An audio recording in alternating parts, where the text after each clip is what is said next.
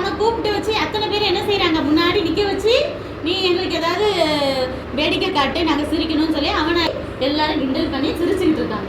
அப்போ அந்த நேரம் அவருக்கு பயங்கர கோவம் வருது. நம்ம எப்படி இருந்தாலும் தேவன் நம்மளை எப்படி வச்சுருந்தாரு, இப்படி போயும் நம்ம இவ்வளோ தப்பு பண்ணி எல்லாத்தையும் இழந்து போயிட்டோமே அப்படின்னு சொல்லி அவருக்கு பயங்கர மனசு கஷ்டம். அப்போ என்ன செய்கிறாரு, ப்ரேயர் பண்ணுறாரு. தேவனே என்னை திரும்ப பலப்படுத்தும் தடவை எப்பயும் பரிசுத்த ஆவியை நான் இறங்குவார்ல, அது போல் எனக்கு இப்போ பரிசுத்த ஆவியை தாங்க.